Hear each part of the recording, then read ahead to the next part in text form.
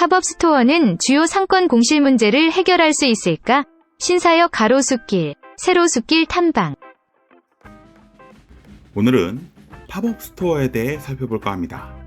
요즘 팝업 스토어 많이 들어보셨죠? 사전적으로는 짧은 기간 운영되는 오프라인 소매점을 뜻합니다. 특정 장소를 임대해서 짧게는 하루 또는 한 달에서 두세 달, 반응이 좋으면 1년 이상 운영하는 임시 매장을 뜻하죠. 팝업은 뻥 하고 튀어오른다는 의미이기 때문에 깜짝 나타나서 금방 사라지는 매장을 팝업 스토어라고 부릅니다. 유사한 단기 임대로는 깔세라는 게 있는데요. 단기간의 월세를 선불로 미리 깔아놓고 임대하는 방식이라고 해서 깔세입니다.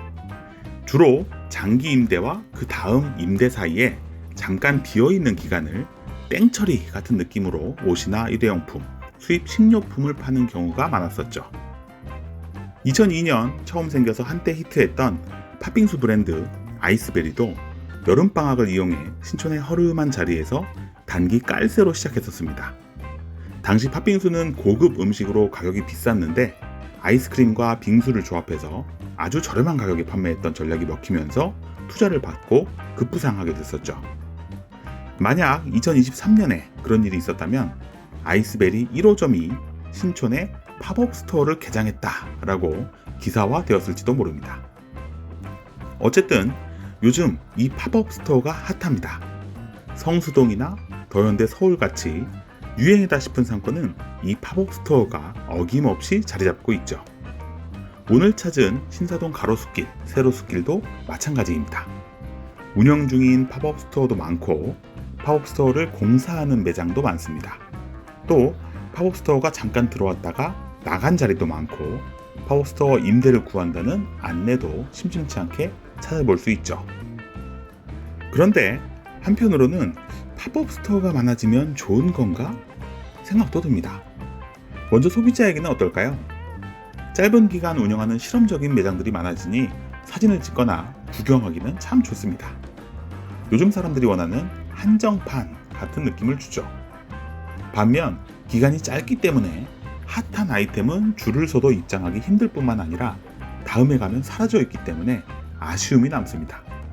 마치 유명한 외국 가수의 내한 공연 같은 느낌입니다. 화려한데 허무하죠. 팝업 스토어에 입점하는 브랜드는 어떨까요? 3년에서 5년 장기 임대는 부담스러웠는데 짧은 기간 효과를 극대화할 수 있는 좋은 기회가 될 수 있습니다.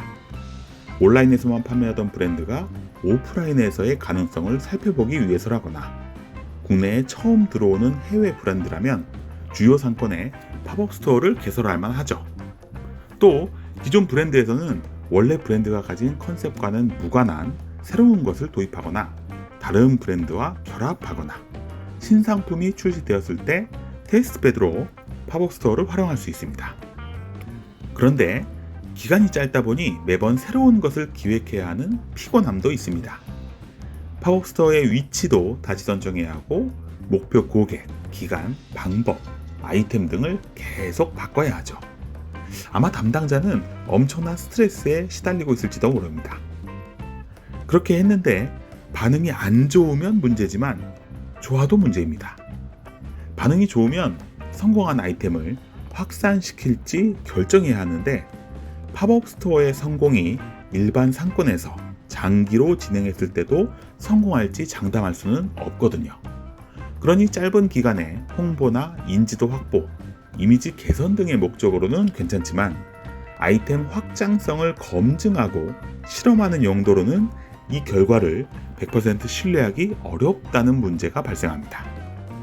이런 상황에서 최고 책임자는 이 성공을 단기로 끝내기 아쉬우니 진행시키라고 할 것이고 실무 책임자는 진행시켜 보다가 실은 그건 환상이었다 라고 보고하는 상황이 생긴다는 것이죠. 이번에는 임대인 입장을 살펴볼까요? 제가 예상하기에 팝업 스토어는 한마디로 울며 겨자 먹기 아니었을까 싶습니다. 어떤 임대인이든 수익성이 조금 낮더라도 안정적인 장기 임대를 주고 싶을 것 같은데요. 코로나19 기간 공실이 많아지고 장기화되다 보니 더 더 이상 손해를 감수하기 버거웠던 임대인부터 단기 임대를 시작한 게 아닐까 싶습니다. 당장은 월세 수입이 들어와서 좋기는 한데 한번 단기 임대를 놓기 시작하면 장기 임대 구하기가 더 어려워지죠. 또 단기 임대도 안정적으로 계속 구할 수 있는 것은 아니기 때문에 계속 불안한 마음으로 임차인을 모집할 수밖에 없습니다. 그래서 임대인에게는 선택하고 싶은 방법은 아니었을 겁니다. 마지막으로 상권은 팝업스토어가 많으면 좋을까요? 팝업스토어가 계획대로 계속 활성화될 수만 있다면 이보다 변화무쌍할 수가 없습니다. 더현대 서울 팝업존에 가보면 갈 때마다 새로운 아이템을 만날 수 있어서 전체 시설이 살아 움직인다는 느낌을 주죠. 원래 같은 곳을 여러 번 가면 질리기 마련인데 그 안에서 계속 변화가 일어나면서 매번 새로운 곳에 온 것 같은 효과가 있습니다. 신규 고객의 모집 효과와 기존 고객의 재방문 효과, 두 마리 토끼를 잡을 수 있는 방안이 될 수 있죠. 그런데 팝업스토어가 많으면 자연히 공사가 많습니다. 운영 기간보다 내 외부 공사가 더 오래 걸리는 경우도 많고 또 잠깐 운영하고 끝나면 철거하느라 또 공사에 들어갑니다. 백화점처럼 주관하는 조직이 있고 전체에 영향 가지 않는 일부 범위에서 계획적으로 준비하면 모를까 일반 로드숍 상권에서는 체계적인 관리가 불가능합니다. 그래서 팝업스토어가 많은 상권은 세 집 건너 한 집꼴로 새로운 공사를 하고 있거나 철거 중이거나 비어있는 경우가 많습니다. 시끄럽고 먼지도 많고 전체적으로 상권의 매력이 떨어지는 건 어쩔 수 없죠. 팝업스토어 관련 소식들은 입점하는 브랜드와 소비자에 대한 내용이 대부분입니다. 어떤 브랜드가 어디에서 언제부터 언제까지 팝업스토어를 열었는데 고객들이 줄을 서더라. 이게 팝업 관련한 뉴스들이죠. 또 고객들은 인증샷 형태로 팝업스토어 다녀온 경험을 퍼다 나르는 것으로 역할을 수행합니다. 그런데 팝업스토어처럼 단기 임대로 운영되기 시작한 건물이 계속 잘 되는지, 팝업 기간이 끝나고 그 건물은 어떻게 되는지, 팝업스토어가 계속 들어왔다 나갔다 하는 상권은 전체적으로 어떤 모습인지 조명하는 뉴스는 찾기가 어렵습니다. 현상의 밝은 면만 보니까 너나 없이 하고 싶어지죠. 그래서 팝업스토어 입지를 추천해달라는 문의가 많이 옵니다.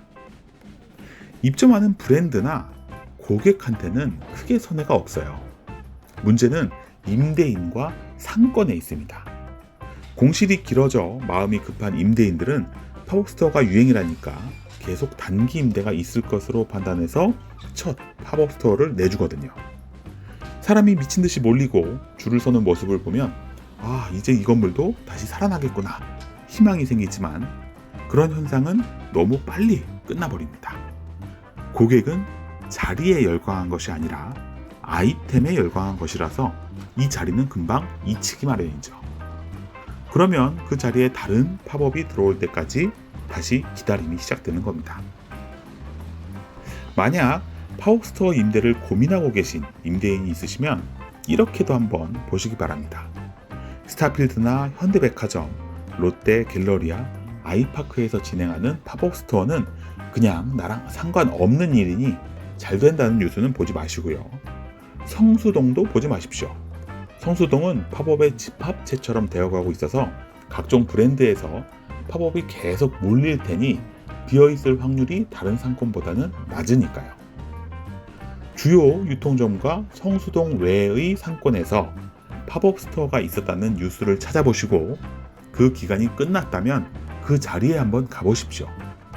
끝난 지 얼마 안 됐으면 철거를 하고 있을 것이고 끝난 지 조금 지났으면 임차인을 구해서 다시 준비를 하고 있거나 혹은 비어 있겠죠? 10개를 찾아보세요. 몇 개가 다시 차 있고 몇 개가 비어 있는지 보라는 겁니다. 무대가 끝난 뒤에 어떤 모습인지가 팝업 스토어의 진짜 모습이거든요. 팝업으로 흥하고 있는 상권들도 이 비율을 잘 조절해야 할 겁니다. 대형 유통점들이 팝업으로 유명해지는 것 같아도 점포 수나 면적으로 따지면 10%? 5%가 될까요? 그런 성공하는 모습만 보고 상권의 20% 이상 팝업 스토어로 돌아가기 시작하면 아마 1년 내내 공사장이 될 겁니다.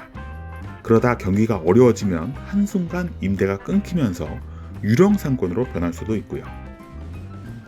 오늘은 공실이 범람하는 주요 상권에 팝업 스토어가 해답이라는 의견에 대해 어떻게 생각하는지 문의가 있어서 가로수길에 나온 건데요.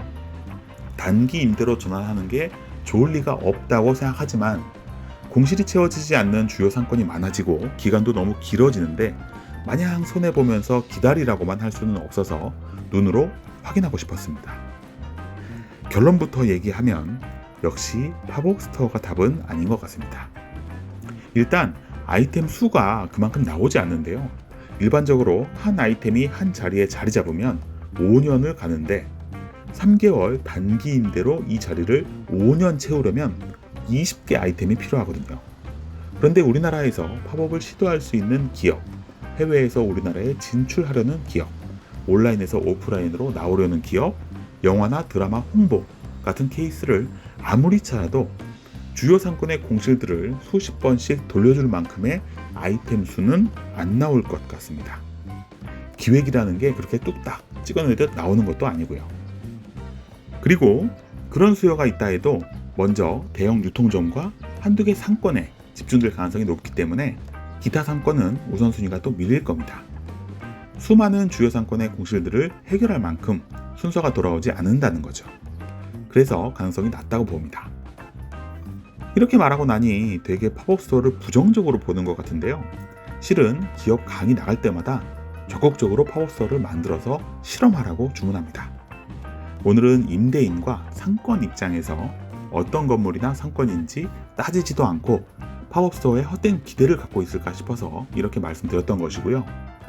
브랜드 입장에서는 팝업 스토어를 준비하고 있다면 아이템과 목표 고객, 시기와 기간에 따라 나갈 만한 상권이 따로 있으니 어디에 팝업을 낼지 데이터를 살펴봐야 합니다. 그건 성공적인 팝업 스토어를 만드는 입지 전략 주제에서 다뤄보겠습니다. 상권 읽어주는 남자 주일장이었습니다. 좋아요, 댓글, 구독, 알림 설정.